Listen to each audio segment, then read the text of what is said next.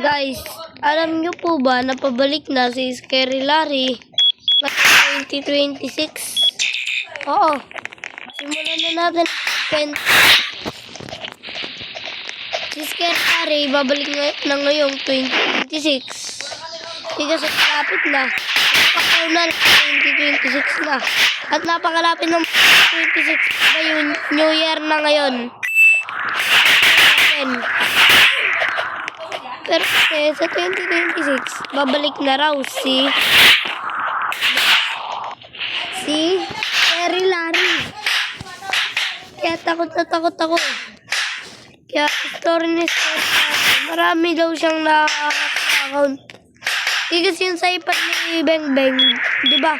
Wala siyang ginagawa, biglang naglalag. Tapos may umikot dun sa harapan niya, tapos nalakin yung ano niya, account, nalakin sa iPad. Oo, nalakin. Sayang nga account niya. Nalakin. Naalas siya, nalakin yung account niya. Tapos sabi ko sa kanya, baka si Scary Larry ang may kagagawan. Dahil si Scary Larry, siya yung nagpapalakin ng mga account natin sa Roblox. Siya yung kapagkuha ng account natin sa Roblox. At sana hindi niya ako kasama sa pag-hack niya. Dahil pinaghirapan ko itong itsura na to. At pinaghirapan ko itong hanapin. At sana hindi niya ako isali sa kanyang hack. Dahil kung sino yung mga i-hack niya, dun tayo mapupunta at matatalo. Kawawa naman tayo. Siguro, parang kung isip ko, hindi naman tayo i-hack ni Scary Larry. Dahil wala tayo Robux. Diba? Guys. Ngayon, isipin na natin na nagmulto si Scary Larry. Bumalik na siya. At natakot ako nung nakita ko yung Scary Larry na yon. Kaya sinimulan ko ng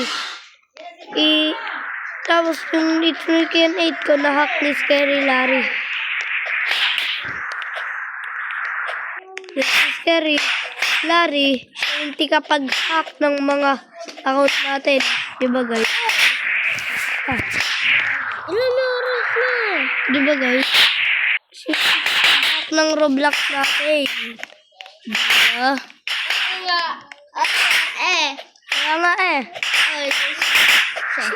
siya yung kapag-hack na Roblox natin. Kaya dito mag-join na kayo. Ang pangalan itong yung pangalan na to ng laro na ito sa Roblox, Tron Tower. Ay, ano kayo?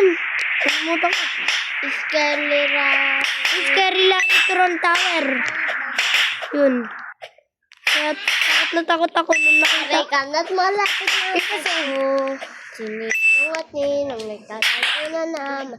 Nasaan na pamasko ko. Ang galing-galing nyo. Pagkatapos nyo inubos ang pansit ng binyag ko. Ay! Tama. Takot ako, diba?